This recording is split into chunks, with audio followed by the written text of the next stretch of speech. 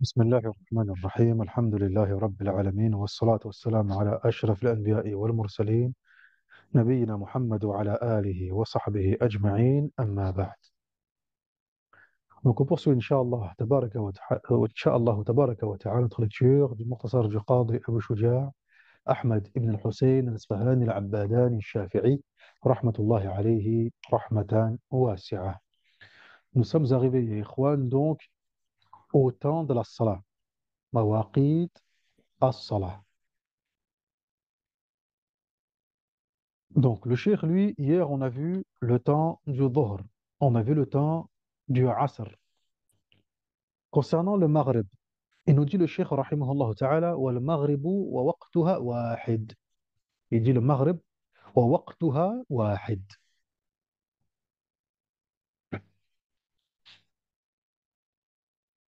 Donc, le prière du Maghrib n'a qu'un seul temps, d'après le cheikh al-Qadi Abu Shuja'. Il dit, wa huwa ghurub al-shams, بمقدار ما يؤذن ويتوضأ ويستر العورة ويقيم الصلاة ويصلي 5 ركعات. Donc, qu'est-ce qu'il nous dit le cheikh Al-Qadi Abi Shuja' rahimahullah ta'ala?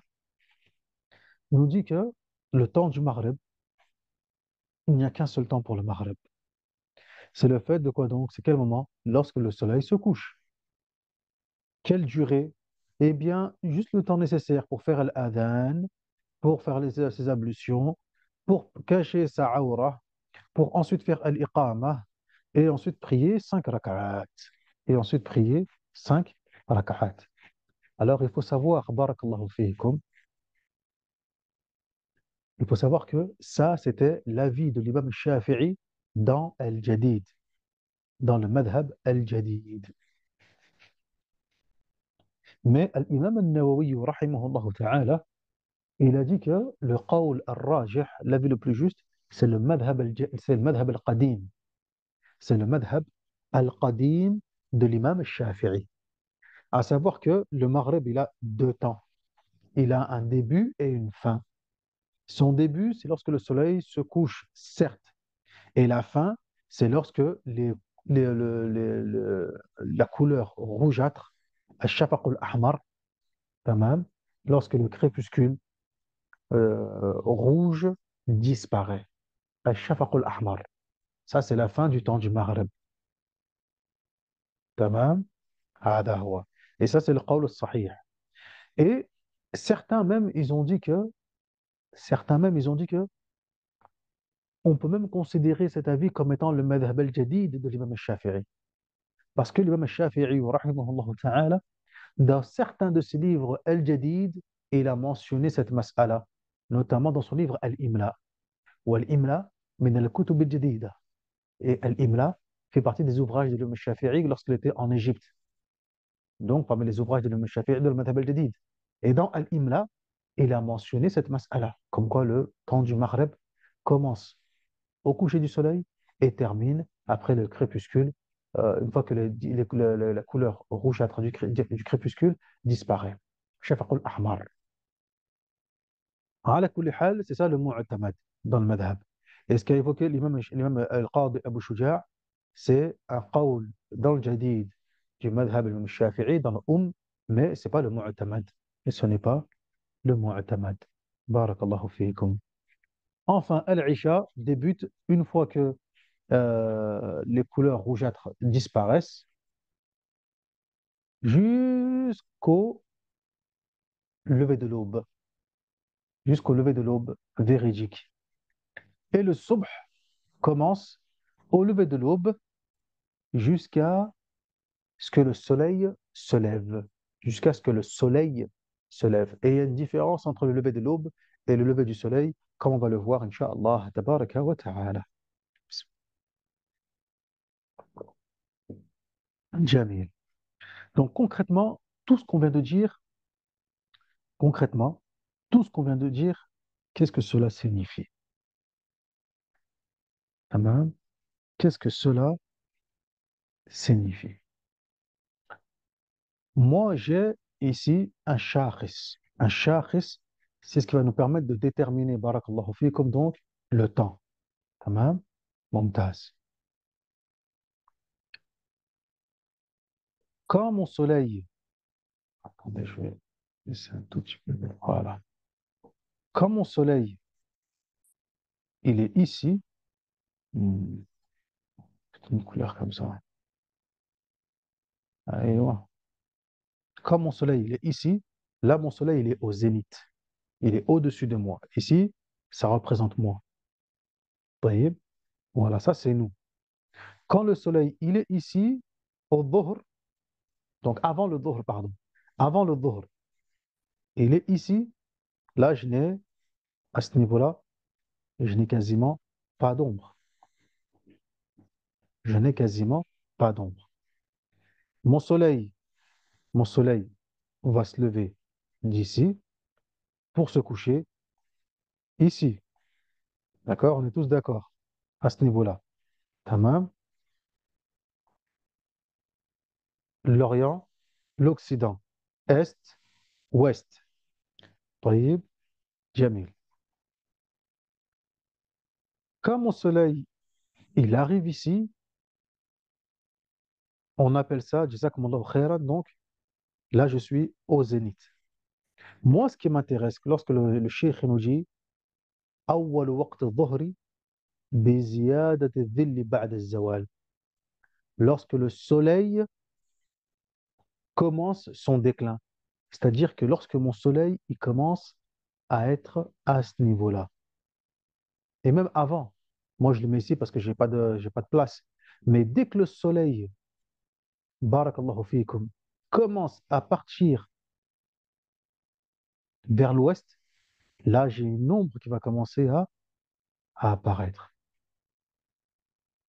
Donc à partir du moment où j'ai l'ombre qui commence à apparaître, c'est à partir du moment que j'ai mon soleil qui commence à partir vers l'ouest, là je rentre dans le temps du dhuhr.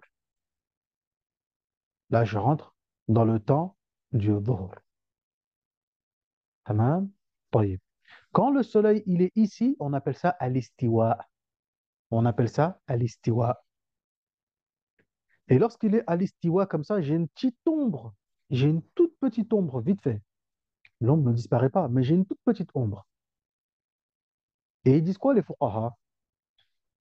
Ils disent que, barakallahu fiikum, ils disent que lorsque le soleil commence son déclin, il vient vers l'ouest, là je rentre dans le temps du dhuhr. Et le temps du dhuhr va continuer jusqu'à ce que mon soleil, barakallahu fiikum, il arrive. On va changer de couleur. Naam. Jusqu'à ce que mon soleil, par exemple, il arrive ici, taïb, et que là, mon ombre va être tamam, admettons là, là, comme ça. Admettons ici, taïb, jusqu'à ce que mon ombre soit de la même taille, jazakumullahu khairan, de la même taille que moi. Tamam. Sans compter, ils disent les fuqaha, sans prendre en considération dhil al-istiwa. Donc l'ombre de l'istiwa, lorsque le soleil il est ici, je ne la compte pas. Mais je commence à compter et à calculer à partir de là. Bien évidemment, c'est approximatif, hein, ya ikhwana. On n'est pas obligé de prendre une règle, etc., de mesurer, etc. À l'époque, ils ne se cassaient pas autant la tête. Comme on peut le voir aujourd'hui avec tous ces calculs, tout ceci. Naam, c'est important, il faut être précis, etc. Et là, khalihi, tayyib, tamam, ça ne veut pas dire pour autant qu'à l'époque, ils étaient négligents. C'est-à-dire qu'avec les outils qu'ils avaient à l'époque, ça a parfaitement servi depuis le 7e siècle, walhamdulillahi rabbil alamin, à faire des centaines et des milliards et même je ne sais combien de salawat. Walhamdulillahi rabbil alamin. Tamam. Hada huwa. Mais voilà, là, c'est juste pour donc expliquer de quoi on parle et de ce que nous dit Jibril alayhi salam dans le hadith. Tayyib, mumtaz. Donc là, c'est mon temps du dhuhr. Le début, il est ici. Tayyib, la fin, elle est là. Mumtaz. Ensuite, une fois que je suis arrivé ici, à la fin, automatiquement, lorsque mon soleil va se déplacer encore un peu plus vers l'ouest. Donc, mon nombre ici, hop, j'en aurai un peu plus. Je rentre dans l'Asr. Je suis sorti du Dhuhr pour rentrer dans l'Asr. Tamam? Mumtaz. C'est parfait.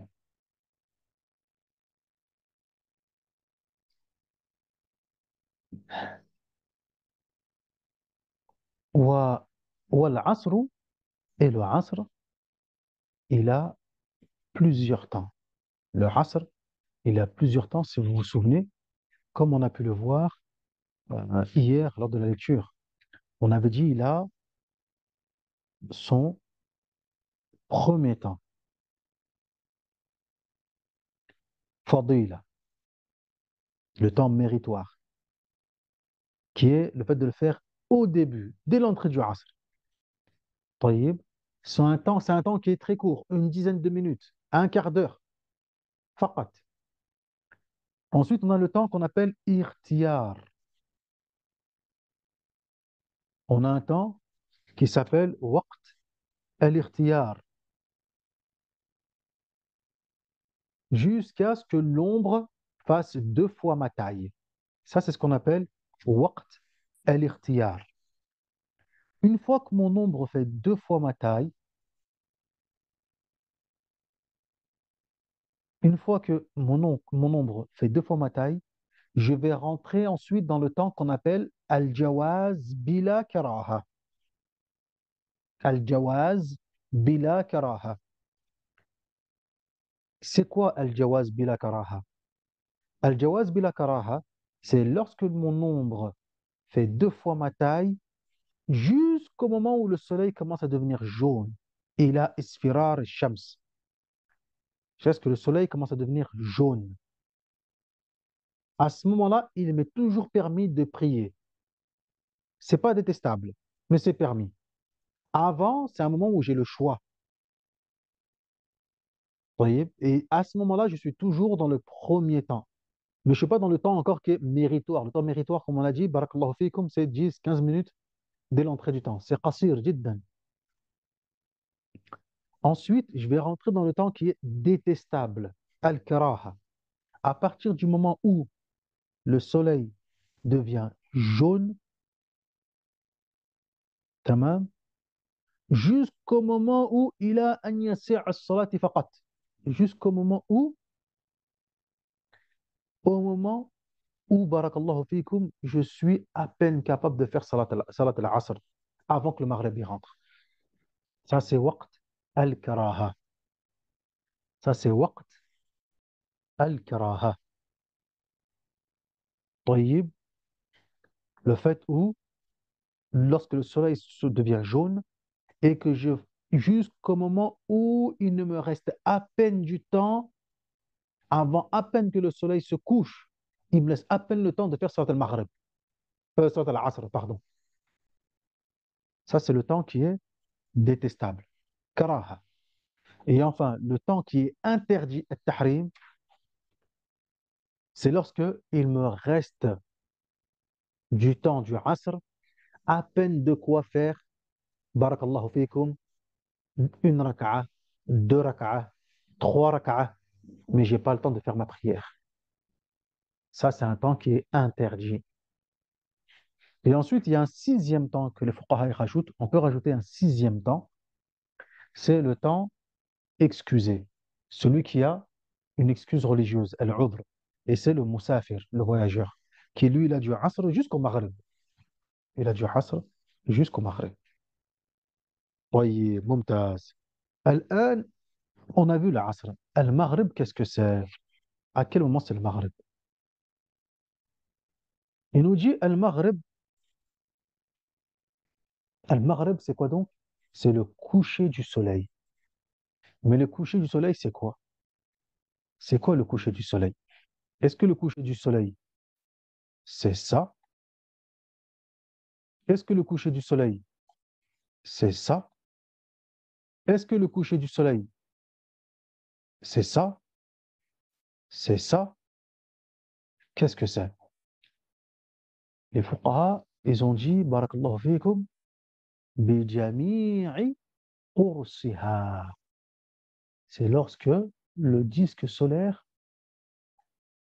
est complètement en dessous de l'horizon. Ça, c'est le maghrib. بجميع قرصها. تمام. Ça, c'est وقت المغرب. Le maghrib, barakallahu fikum, lorsque le soleil s'est couché, غروب الشمس. Et qu'est-ce qu'on appelle le coucher du soleil? Shara'a.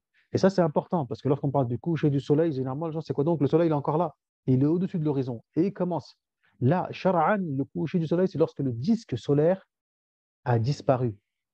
Dès lors que le disque solaire n'est plus visible, il est en dessous de l'horizon, je rentre dans le Maghreb. Je rentre dans le Maghreb. À ce moment-là, barakallahu fikum, qu'est-ce qu'il y a? Il y a encore ce qu'on appelle des shi'a. Il y a encore des lumières, des lueurs. Tamam. Et là, je suis toujours dans le Maghreb. À quel moment je rentre dans le Isha? Je rentre dans le Isha, barakallahu fikum, lorsque mon soleil, il est ici, et que là, Ash-Shafaq al-Ahmar, les couleurs rouges disparaissent. Tamam, ya ikhwan.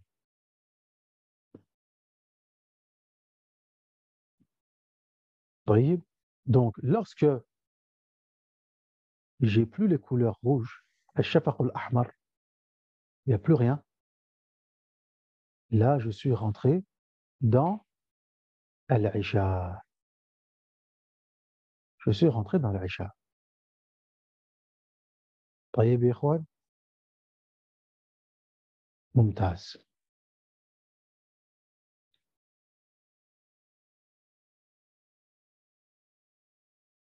طيب.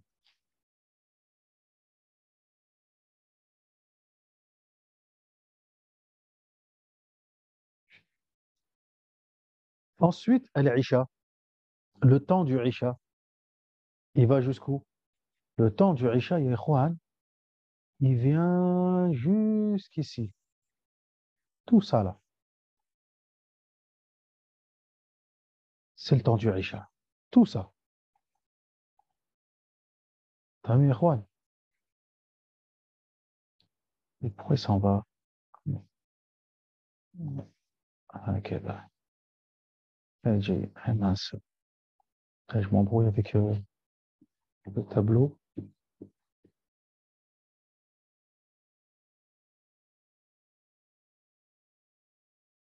أيوة ممتاز. Donc, Al-Isha, jusque là, ya Ikhwan. Tamam. Tout ça, c'est le temps, barakallahu fikum, le temps du Isha. طيب. Le premier temps, وقت الاختيار. Jusqu'ici. L'imam al-Nawawi, rahimahullah ta'ala, il dit que le temps de l'ikhtiyar, c'est jusqu'à la moitié de la nuit. Jusqu'à la moitié de la nuit. C'est ce que me dit l'imam al-Nawawi, rahimahullah ta'ala. Tamam. Il dit que وقت الاختيار, c'est jusqu'au milieu de la nuit. طيب. Et ensuite, al-jawaz. Al-jawaz, barakallahu fikum, c'est jusqu'au طلوع الفجر الصادق الثاني. Jusqu'au deuxième طلوع الفجر. Jusqu'au deuxième طلوع الفجر. Parce que le Fajr, ya ikhwan, le Fajr a deux levées de l'aube. Deux levées. Lorsque mon soleil, alors on va changer de couleur. طيب. Lorsque mon soleil arrive ici, à ce niveau-là, je vais avoir des lumières, shi'a, qui vont commencer à monter vers le haut. Tamam. Mustatil, à la verticale. Ça, c'est ce qu'on appelle le Fajr trompeur. C'est ce qu'on appelle le fajr trompeur. Lorsque ce fajr-là, il arrive, ma prière, elle est toujours valide. Faite dans son temps, c'est permis. Mon jeûne ne commence pas encore. Je peux toujours manger et boire. Moi, ce qui m'intéresse, c'est lorsque mon soleil, il arrive, par exemple, ici. Et là, je vais commencer à voir, barakallahu fikum, je vais commencer à avoir, jazakumullahu khairan, des lueurs à ce niveau-là, hakada, comme ça. Tamam, à l'horizontale. Donc tout là, je vais commencer à avoir des lueurs. Et ça, barakallahu fikum, ça c'est le fajr véridique. Ça, c'est le fajr véridique. طيب يا إخوان. Donc lorsque l'aube commence à arriver, je regarde les lumières, comment elles se dirigent. Si j'ai une lumière qui monte à la verticale, plutôt à la verticale, comme ici, alors ça, c'est le fajr mensonger, trompeur. Lorsque j'ai des lueurs qui vont à la verticale, c'est que mon disque solaire, c'est que mon soleil a commencé à se rapprocher de l'horizon et c'est que c'est bel et bien le lever de l'aube. طيب وهكذا. Donc là, mon disque solaire, il est même en train d'embrasser l'horizon. C'est la raison pour laquelle j'ai des lueurs qui vont comme ça à l'horizontale. طيب يا إخوان. ممتاز. Et là, à ce moment-là, donc je rentre dans Tulu al-Fajr. C'est ça ce qu'on appelle Tulu al-Fajr, le lever de l'aube. Et non pas le lever du soleil. C'est le lever de l'aube. الشيخ أبو حامد الغزالي الشيخ أبو حامد الغزالي رحمه الله تعالى il dit que بارك الله فيكم il dit que il y a un temps aussi également détestable pour Al-Isha, c'est le temps qui se trouve entre les deux Fajr. Entre les deux Fajr. Il nous dit l'imam Al-Ghazali, ce temps-là, il est détestable. Le temps entre les deux Fajr, c'est un temps qui est détestable. Ensuite, donc, lorsque mon Fajr est arrivé, tamam, donc mon Fajr, il est présent, il est arrivé, le soleil monte, monte, monte, monte, taïb, jusqu'à quand mon Fajr est toujours permis, tamam, jusqu'à quel moment cela est toujours permis. Ils disent les fuqaha, jusqu'à ce que le soleil se lève. عفوا كذا c'est avec celle-ci. أيوة. Jusqu'à ce que le soleil se lève. Une fois que le soleil s'est levé, بقدر رمح, à une distance, une hauteur, juste de la taille d'une flèche entre l'horizon et le disque solaire. قدر الرمح, la taille d'une flèche, فقط. Donc c'est pas grand-chose. Une fois que le soleil a légèrement quitté l'horizon, de quelques centimètres, بقدر الرمح, là, ça y est, c'est ce qu'on appelle طلوع الشمس. C'est ce qu'on appelle الشروق. Ça y est, خلاص. Le soleil s'est levé. تمام؟ أيوة. Et une fois que le soleil s'est levé, بارك الله فيكم, une fois que le soleil s'est levé, là, c'est la fin de Salat al-Fajr. C'est la fin de Salati al-Fajr. تمام؟ أيوة. ممتاز.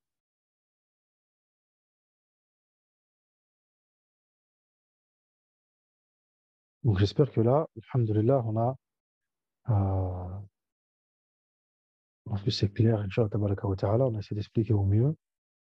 Mais en tout cas, barakallahu fikum, c'est comme ça que, barakallahu fikum, de cette façon-là, que le mentionne les fuqaha, jazakumullahu khayran, ils déterminent les temps des salawat, comme ils l'ont compris, les différents hadiths sur le sujet.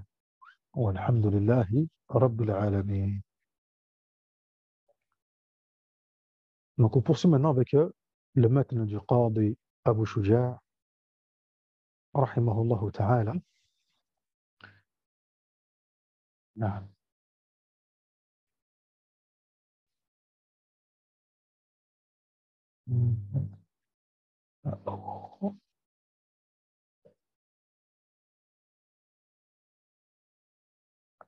J'ai oublié de se mettre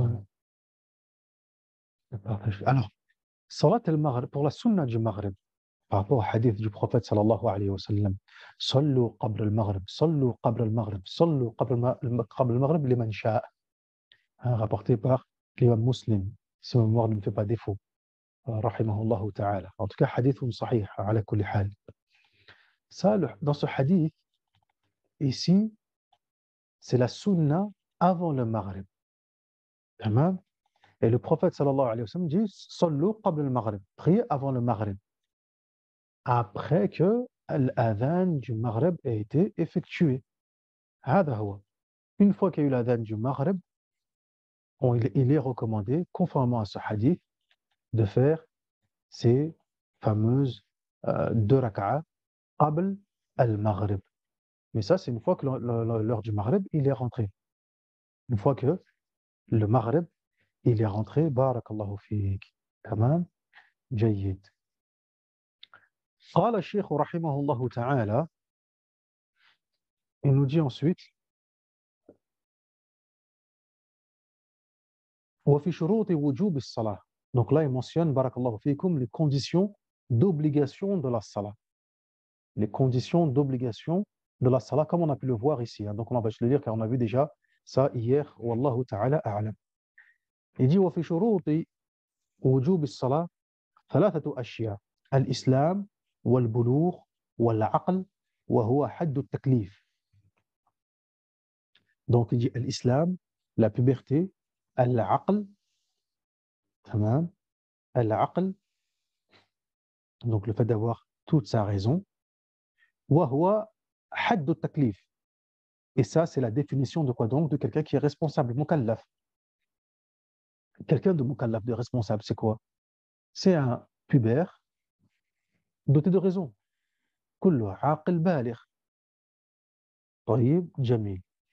Et nous, on avait rajouté hier également al-naqa min al-hayd wa al-nifas. Le fait que, jazakumullahu khayran, que la personne soit exempte de quoi donc? De menstru et de loki ou de lochi. Donc, l'islam. Alors, si on parle de islam, ça veut dire que la prière n'est pas obligatoire pour le mécréant asli, pour le mécréant asli, le mécréant originel, le mécréant de base, la prière n'est pas obligatoire pour lui. Par conséquent, s'il rentre dans l'islam, il ne lui est pas obligé de récupérer la salat. Alors là, vous allez me dire, oui, mais là, je ne comprends pas. Les fuqaha nous disent que ce n'est pas obligatoire pour lui, mais pourtant, lorsqu'on voit usul al-fiqh, l'imam al-Juwayni, Abu al-Ma'ali, rahimahullah ta'ala, il nous dit que وَالْكُفَّارُ مُخَاطَبُونَ بِفُرُوعِ الشَّرِيعَةِ وَبِمَا لَا تَصِحُّ إِلَّا بِهَا وَهُوَ الْإِسْلَامِ. Que les non-musulmans, les mécréants, ils sont concernés par les discours de la sharia et par ce qui est nécessaire pour la validité de ceci, à savoir l'islam. Qu'est-ce que ça veut dire? Alors, il n'y a pas de contradiction à ce niveau-là. Quand on dit que ce n'est pas obligatoire pour eux, dans le sens où, là, désormais, on ne peut pas exiger de ce dernier d'accomplir la salat car ils ne sont pas musulmans. Eux, ce qu'on doit exiger d'eux aujourd'hui, c'est quoi donc? C'est d'embrasser l'islam. Mais on ne peut pas exiger d'eux de quoi donc?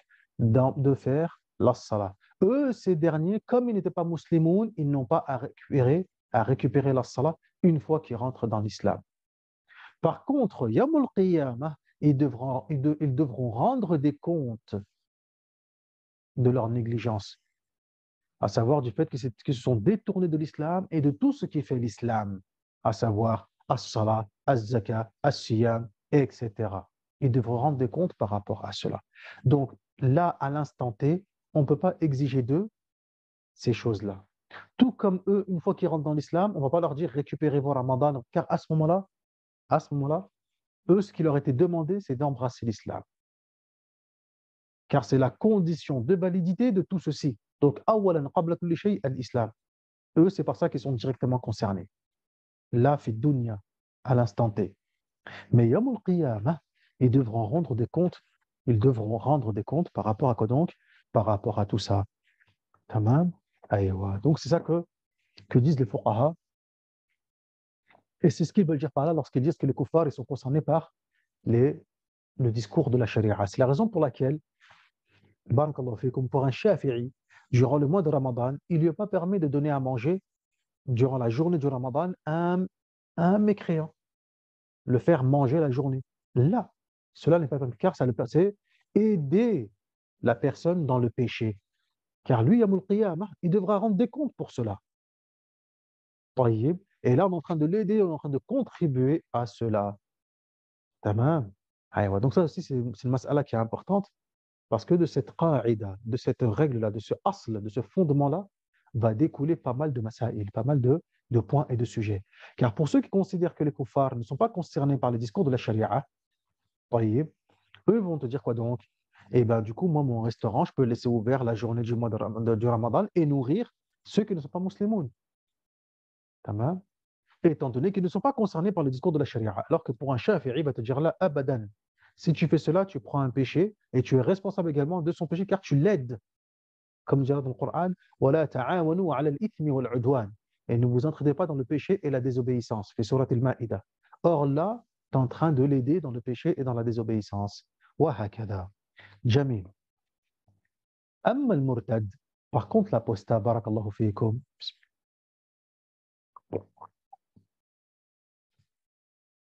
Par contre, le mécréant. فَتَجِبُ الصَّلَاةُ عَلَيْهِ وقضاؤها إن عاد إلى الإسلام تغليظا عليه. Le murtad, l'apostat, il lui est obligatoire, la salat lui reste obligatoire pour lui, car lui, il a embrassé l'islam, il connaît le haqq. Et ensuite, il s'est détourné de celui-ci. Donc lui, la prière est toujours obligatoire pour lui. Toujours. Tamam. C'est la raison pour laquelle, une fois qu'il revient, s'il revient à l'islam, il devra récupérer toutes les salawats qu'il a délaissées. Tamam, ikhwan. Mumtaz.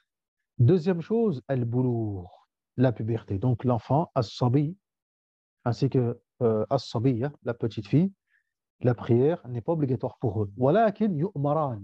Mais on va leur ordonner de faire la prière à partir de 7 ans, une fois qu'ils ont complété leur 7e année. Tamam. Et les frapper à partir de 10 ans. Bien évidemment, on part toujours en année hijriya, année lunaire, hijriya. طيب, jamil. والعقل, al-aql, la raison. Euh, si à 7 ans, attention, les fuqaha disent 7 ans, on leur donne de faire, à partir du moment où, arrivé à 7 ans, il est mumayyiz aussi. Ça, c'est important. Qu'à 7 ans, il est mumayyiz. À 7 ans, c'est-à-dire qu'à 7 ans, il commence à être autonome. Yaf'al al-umur wahdahu. Il commence à comprendre un petit peu les choses, il commence à avoir une certaine autonomie. Il est débrouillard, comme on dit. Mais si à 7 ans, il est encore neuneu, on attend qu'il ait atteint le tamyiz. On attend qu'il ait atteint le tamyiz, comme قال Ibn Qasim al-Ghazzi, rahimahullah ta'ala. Al-aql, al-aql, la raison. Le fou, barakallahu fikum, la prière ne lui est pas obligatoire. La prière ne lui est pas obligatoire. Par contre, si le fou recouvre la raison au Isha, il devra récupérer al-Maghrib. Le fou, c'est comme la femme avec ses menstrues. Le Dhuhr est arrivé. le dhuhr est arrivé. Et il était obligatoire pour lui de prier le dhuhr. Tamam. Et il est devenu fou. Une fois qu'il recouvre la raison, comme la femme qui avait ses menstrues, il récupère le dhuhr. Le maghrib est arrivé, il était fou déjà. Le isha est arrivé, il recouvre la raison. Afar, et il récupère le maghrib avec le isha. Comme la femme qui a ses menstrues. Tamam ya ikhwan? Mumtaz.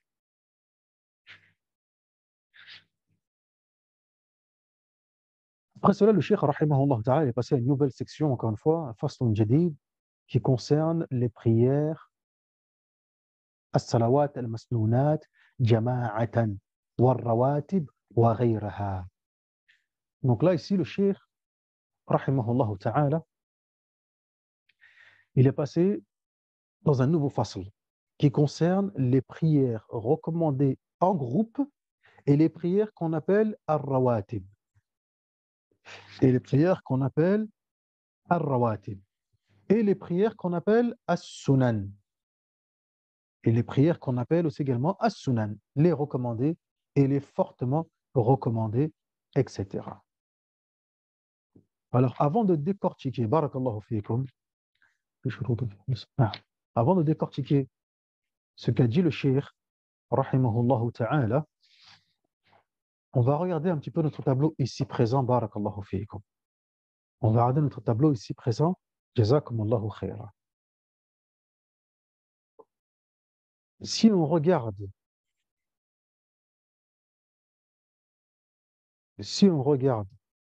notre tableau, tamam, j'ai deux types de prières. Fara'id wa nawafil. J'ai des prières obligatoires et j'ai des prières surérogatoires. Tamam, jamil.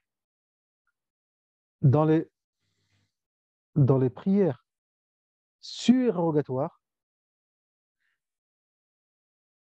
j'ai des prières qui sont surérogatoires, mais elles sont ce qu'on appelle muqayyada. Muqayyada. Muqayyada, c'est-à-dire qu'elle est rattachée à quelque chose. Elle est rattachée à quelque chose. Soit, euh, soit à un temps, muqayyada bil waqt, bil zaman, soit à un temps, soit à un lieu, tamam, wa hakada. Donc, quoi qu'il en soit, elle est muqayyada, soit à une cause, donc soit à un temps, à zaman, soit à un lieu, un makan, soit à une cause, à sabab. Tamam. Donc, quoi qu'il en soit, elle est liée à quelque chose, muqayyada. Et j'ai ce qu'on appelle la surérogatoire, al-nafl al-mutlaq. Al-mutlaq. Donc, celle-ci, barakallahu fikum, c'est la prière surérogatoire absolue. Elle n'est pas liée ni à un temps précis, ni à un lieu précis, ni à un moment précis, ni à une cause bien précise. Tayyib, mumtaz. Lorsque je regarde mes prières qui sont liées à une cause bien précise, je vais me rendre compte qu'elles sont de deux types. Que ces prières-là sont de deux types. Celles où il est recommandé de les prier en groupe. Ma tasunnu lahu al-jama'a. Celles qui sont recommandées de prier en groupe. Et celles où il n'est pas recommandé de les prier en groupe. Et celles qui ne sont pas recommandées de prier en groupe. Celles qui sont recommandées de prier en groupe. Comme quoi donc? Comme al-Idan, comme les deux prières du Eid, al-Adha ou al-Fitr, comme al-Kusufan, comme al-Kusufan, les deux prières de l'éclipse, al-kusuf ou al-khusuf. Kusuf, c'est pour le soleil. Khusuf, c'est pour la lune. Kusuf al-shams ou khusuf al-qamar. Et la prière de la demande de pluie. Et la prière de la demande de pluie. En sachant que, Ikhwan, ces 5 prières-là, ce sont les prières les plus fortement recommandées. Akad al-masnounat. Donc, parmi les prières recommandées, il y a des degrés. Parmi les prières recommandées, qui ne sont pas obligatoires, mais seulement recommandées, il y a des degrés. Et parmi les prières les plus fortement recommandées, ce sont ces 5 prières-là. Ce sont ces 5 prières-là. Donc là, on parle des prières où la jama'a est recommandée. Et il y a des prières où la jama'a, elle est obligatoire, comme la prière de Jumu'ah. La prière de Jumu'ah, le groupe, la jama'a, elle est obligatoire. Elle n'est pas recommandée, elle est obligatoire. Ça, ce sont des prières où la jama'a, elle est recommandée. C'est-à-dire que si je prie Salat al-Eid tout seul, c'est possible. La prière de l'éclipse tout seul, il n'y a pas de problème. Pareil pour la demande de la pluie. Mais en jama'a, c'est encore mieux. Mais en jama'a, c'est encore mieux. Et il y a des prières où prier en jama'a, ce n'est pas du tout recommandé. Ou prier en jama'a n'est pas du tout recommandé. Et ces prières où le fait de prier en jama'a n'est pas recommandé, elles sont également de 2 types.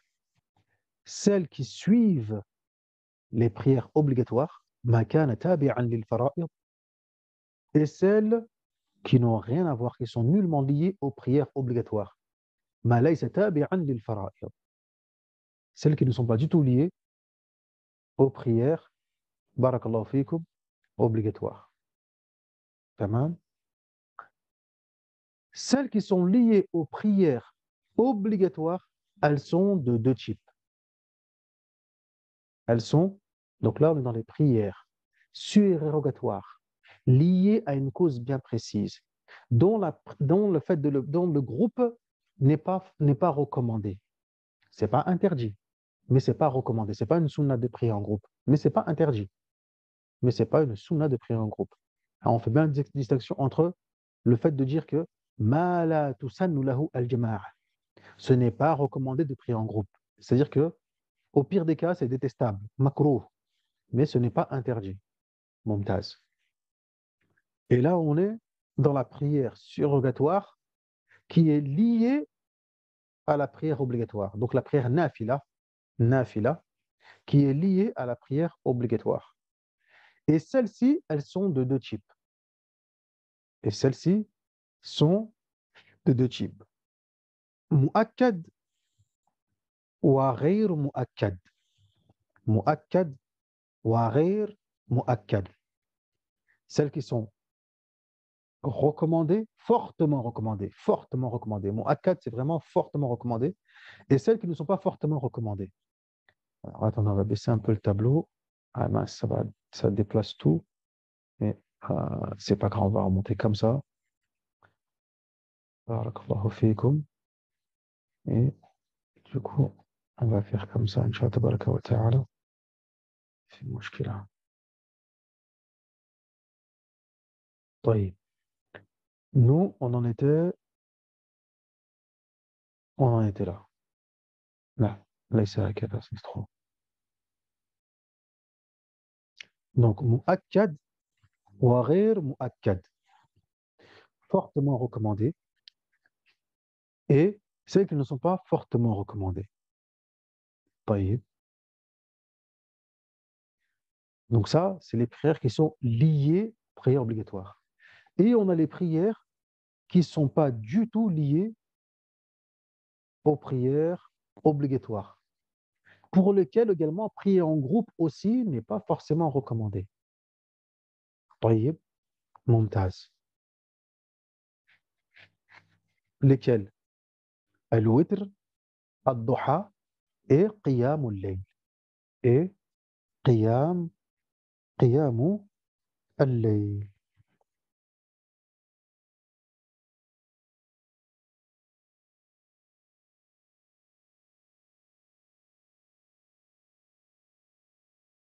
ممتاز.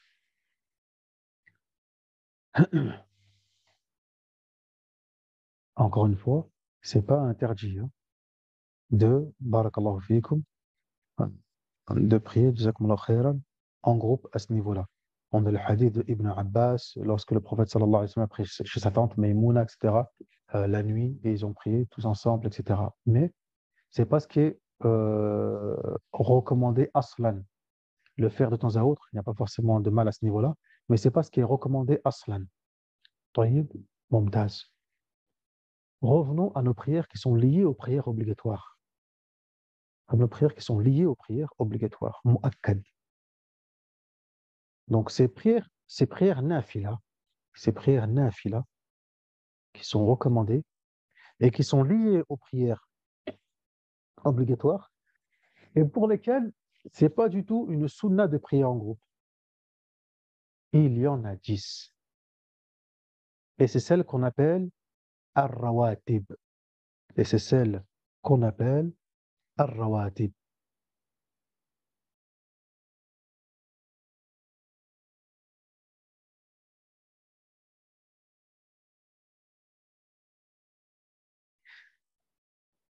Et certains ont dit qu'ils étaient au nombre de 12. Wa qila ithna ashar. Certains ont dit qu'ils étaient au nombre de 12. Mais le mu'tamad, c'est qu'elles sont 10. Et c'est le madhab de Abdullah ibn Umar, radallahu anhuma. Et c'est le madhab de Abdullah ibn Umar ibn al-Khattab, radallahu anhuma. Donc le mu'tamad dans le madhab, c'est qu'il y a, barakallahu fikum, 10 prières qu'on appelle ar-rawatib, celles qui sont liées aux prières obligatoires. Donc, raka'atani qabla as-subh, 2 avant le subh. Raka'atani qabla al-dhuhri, 2 avant le dhuhr. Raka'atani ba'daha, 2 unités, enfin, quand je dis 2, c'est 2 unités de mesure, de prière. 2 unités de prière, 2 raka'at après le dhuhr. Wa raka'atani ba'da al-maghrib, et 2 raka'at après le maghrib. Après le maghrib. Et 2 raka'at ba'da al-isha. Et 2 raka'at après le isha. Ça, ce sont les prières ar-rawatib. Ensuite, on a des prières qui sont liées aux prières obligatoires, mais qu'elles ne sont pas, barakallahu fikum, elles ne sont pas fortement recommandées. Ce ne sont pas des rawatib, ce ne sont pas des sunan mu'akkada.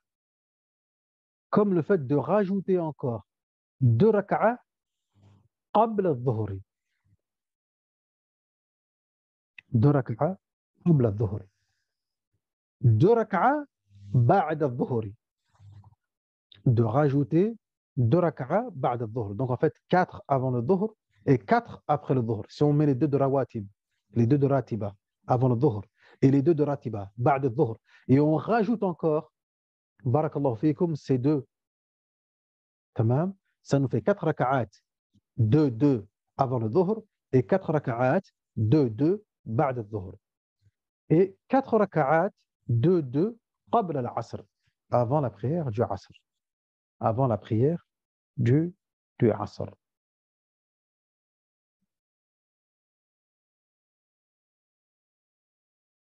ممتاز. طيب.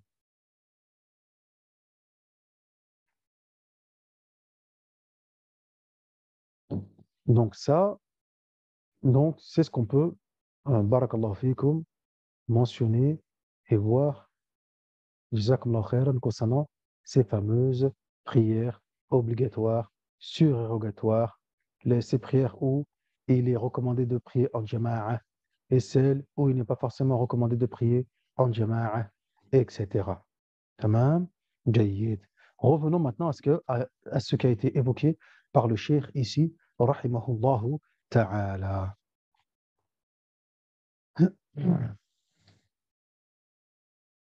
قال الشيخ رحمه الله تعالى: والصلوات المسنونات جماعة 5.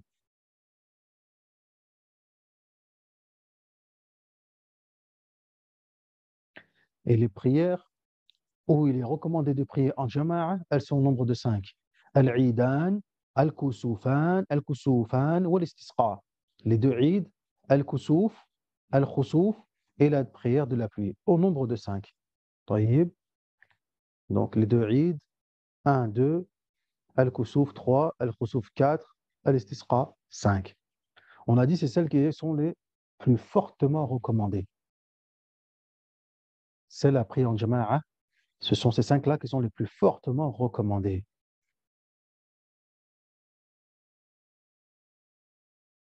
Et parmi celles qui ne sont pas recommandées de prier en jama'a, celles qu'on est censé prier seul, quelles sont les sunan les plus fortement recommandées parmi celles-ci? Bien évidemment, na'am, avec les rawatib y compris. Quelle est-elle? Ils ont dit les fuqaha, c'est la prière du witr. C'est la prière du witr. Ils ont divergé, barakallahu fikum, entre le witr et la prière du fajr, la sunna du fajr. Ils ont divergé les fuqaha shafi'i entre les deux. Et le mu'tamad, c'est que le witr afdal. Le mu'tamad dans le madhab, c'est le witr. Dans le madhab shafi'i, le witr afdal. En sachant que certains ont même dit qu'elle était obligatoire, comme les ahnaf, pour montrer à quel point elle était fortement recommandée. Les ahnaf, ils ont dit que le witr, wajib. Ils n'ont pas dit qu'elle est fard, parce que les ahnaf, ils font une différence entre le fard et le wajib. Entre le fard et le wajib. Donc pour eux, salat al-witr est wajib. Alors qu'عند المذهب الشافعي, عند الفقهاء الشافعية, elle n'est pas wajiba, mais elle est fortement recommandée, et c'est celle qui est la plus fortement recommandée de toutes les prières surrogatoires qui nous est recommandé de faire et de prier. Tamam. Mumtaz. طيب. أمر آخر, autre chose. النوافل عندنا dans le madhab تقضى.